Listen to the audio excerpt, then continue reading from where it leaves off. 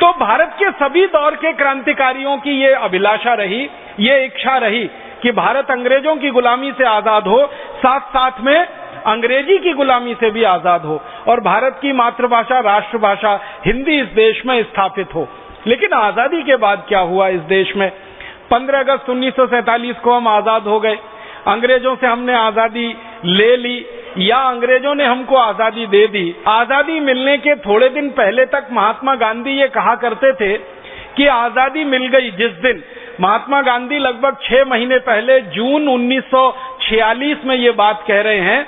वो कह रहे हैं कि आजादी मिलने के सिर्फ 6 महीने भारतवासी इंतजार करें, पूरे देश की राष्ट्रभाषा हिंदी हो जाएगी और सरकार के कामकाज की भाषा हिंदी हो जाएगी, संसद और विधानसभाओं की भाषा हिंदी हो जाएगी। और महात्मा गांधी ने इतनी कड़ी बात कही थी कि जो संसद में बोलने वाला सांसद हिंदी में बात नहीं करेगा, जो विधानसभाओं में बोलने वाला विधायक हिंदी में बात नहीं करेगा, तो महात्मा गांधी कहा करते थे कि मैं सबसे पहला आदमी होऊंगा जो उनके खिलाफ आंदोलन करूंगा और अंग्रेजी में बोलने वालों को जेल में भिजवाऊंगा।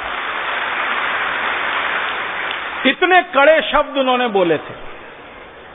वो कहा करते थे कि आजादी के बाद भारत का कोई सांसद और विधायक अंग्रेजी में बात करे, इससे बड़ा भारत का अपमान कोई दूसरा नहीं हो सकता और मैं बर्दाश्त नहीं करूंगा कि भारत का कोई सांसद और विधायक अंग्रेजी में बात करे। एक बार इससे भी ज्यादा कड़ी बात गांधी जी ने कही। गांधी जी ने कहा कि मुझे सत्ता नहीं चाहिए, सिंहासन नहीं चाहिए। जैसे अपने भारत स्वाभिमान का स्पष्ट उद्घोष वाक्य है कि हमें सत्ता नहीं चाहिए, सिंहासन नहीं चाहिए। परम पूजनीय स्वामी जी ने जैसे घोषणा कर रखी है कि सत्ता और सिंहासन और प्रतिष्ठा से उनका कोई मोह नहीं है, उसकी प्राप्ति के लिए ये भारत स्वाभिमान नहीं है, ऐसे ही महात्मा गांधी कहा करते थे कि उन्हें सत्ता नहीं चाहिए, सिंहासन नहीं चाहिए, प्रतिष्ठा नहीं चाहिए।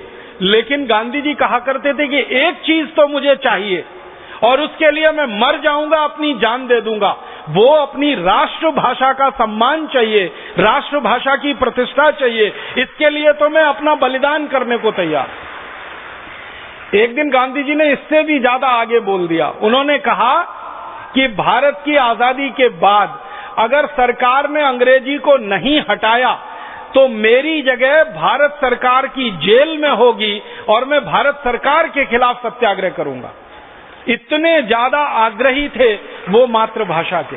और एक दिन गांधी जी ने यहां तक कहा कि भारत में आजादी मिलने के बाद अगर भारत का साधारण आदमी, साधारण नागरिक कोई भी बात को अपनी मातृभाषा में कहे और सरकार उसकी व्यवस्था ना कर पाए तो वो सरकार को चुल्लू भर पानी में डूब मरना चाहिए कि आम आदमी, साधारण आदमी की भाषा को समझने की हमारी सरकार की तैयारी और हैसियत नहीं।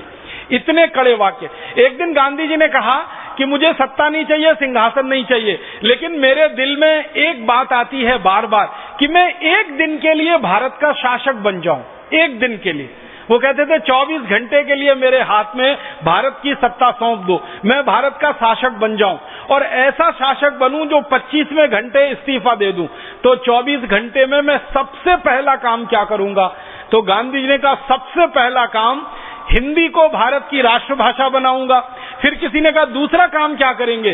तो कहने लगे पूरे देश से शराब की दुकानें बंद कराऊंगा, शराब का उत्पादन बंद कराऊंगा। फिर किसी ने पूछा बापूजी तीसरा काम आप क्या करेंगे? तो उन्होंने कहा कि पूरे देश से जो गोहत्या का कलंक लगा है देश के माथे पर, इस गोहत्या को बंद कराने का कानून संसद में पारित कराऊंगा। तो गांधी जी वैसे कहते थे कि सत्ता नहीं चाहिए, सिंहासन नहीं चाहिए, लेकिन एक दिन की सत्ता वो मांगते थे कि मुझे एक दिन का राजा बना दो। तो हिंदी को राष्ट्रभाषा तो बनाकर, शराबबंदी का कानून बनाकर, गोहत्या का कानून बनाकर पूरे देश की सत्ता व्यवस्था से इस्तीफा देकर मैं चुपचाप निकल जाऊंगा।